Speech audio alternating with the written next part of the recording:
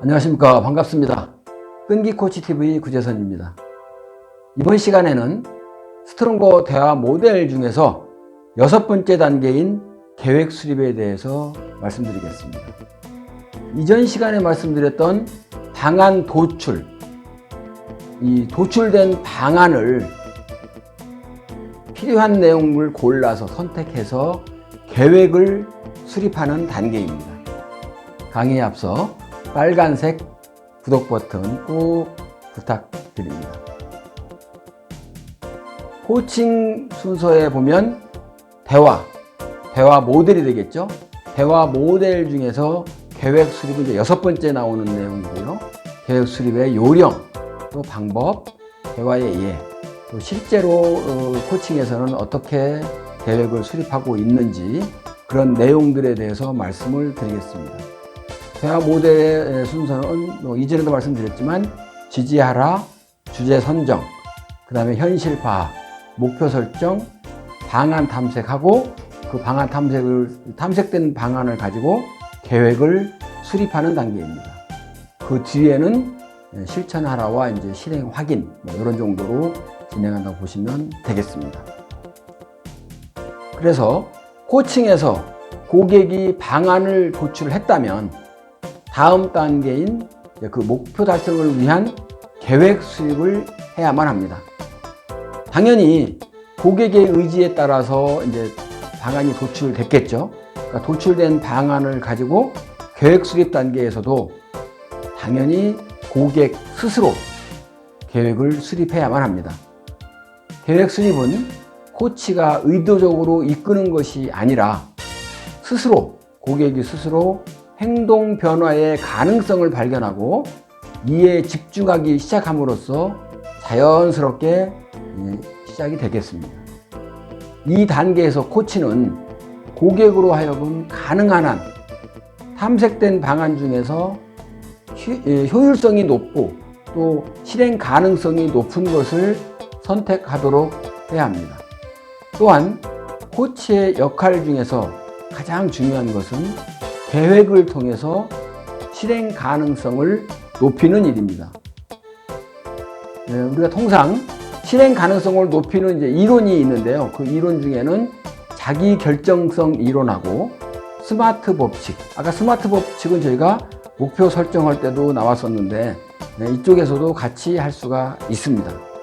자, 먼저 자기 결정성 이론은 심리학자 대시와 라이언 같은 사람이 얘기를 했는데 사람들은 성장과 충족에 따라서 추진되는 경향이 있다라는 주장에 동기부여에 관한 이론을 발전시켰는데요. 이 이론의 첫 번째 가정은 사람들이 능동적으로 성장을 지향한다는 것입니다. 도전을 극복하면서 숙달이 되고 새로운 경험을 하는 것은 자기 자신과 화합하는 느낌을 불러일으키게 되는 거죠. 사람들은 종종 돈이나 또 상 또는 칭찬 등과 같은 외적인 보상, 소위 외적 동기부여 수단에 의해서 행동하도록 동기부여가 되고 있지만 자기 결정성 이론에서는 지식을 얻거나 또는 독립하려는 욕구에서 우러나오는 소위 내적 동기부여에 우선적으로 초점을 맞추고 있습니다. 사람들은 이러한 심리적 성장을 달성하기 위해서 다음과 같은 것을 느껴야 한다고 하죠. 첫 번째는 역량감이에요. 업무에 숙달되고 기술을 배우고 싶어 해야 됩니다. 두 번째는 관계성이죠. 소속감과 애정감을 경험하고 싶어 합니다. 세 번째가 자율성인데요. 행위와 목표를 자기가 스스로 통제하고 싶어 합니다. 사람들이 위에서 말씀드린 세 가지를 경험하게 될 때 그들은 자기 결정적이 되고 그들에게 흥미를 주는 것들을 추구하도록 내적으로 동기부여가 된다고 이제 주장하고 있는 거죠. 내적으로 동기부여되어 있는 사람들에게 외적 보상을 하는 것은 오히려 자율성을 훼손시킬 수도 있습니다.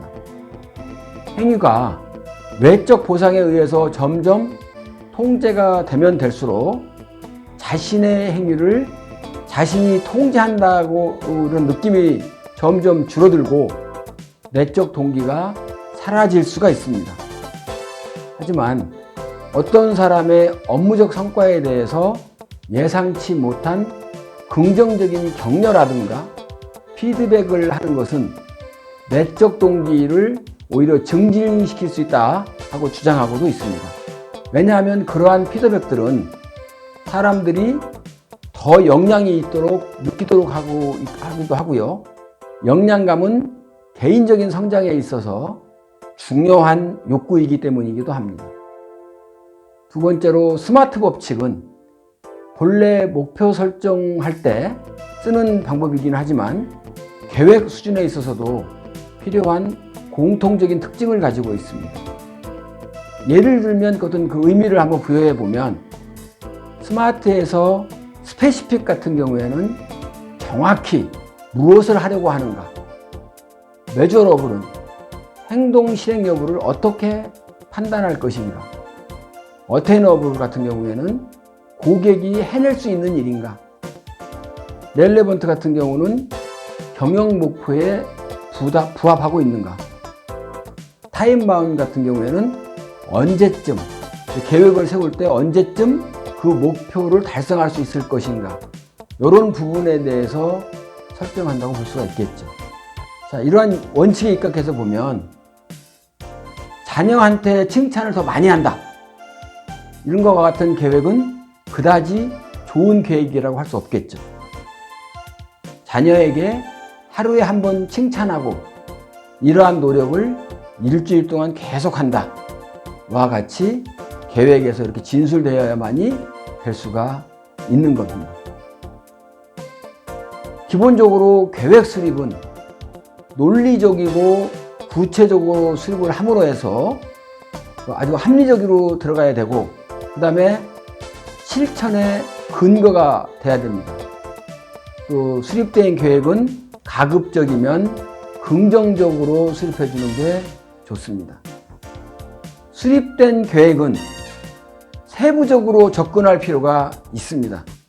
그래서 해결 방안, 여기에 대응하는 구체적인 계획, 또 고객이 계획을 수립하고 조력할 수 있어야 되고, 그러면서 세부적으로 계획을 수립하도록 해야 됩니다.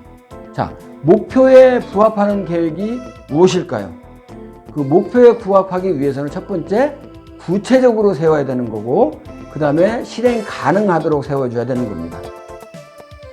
그래서 이런 부분들에 있어서 실전에서는 계획을 수립할 때 있어서 여러 가지 방안 중에서 우리 고객님은 우선적으로 실행 가능한 방안이 무엇이 있습니까? 이어서 목표 달성을 위해서 구체적으로 한번 계획을 세우셔 보시죠. 이렇게 해서 계획을 수립하는 그런 단계가 진행이 됩니다. 이번 시간에는 계획 수립에 대해서 이야기해 봤습니다. 다음 시간에는 실천하라에 대해서 진행하도록 하겠습니다. 수고 많이 하셨습니다. 감사합니다.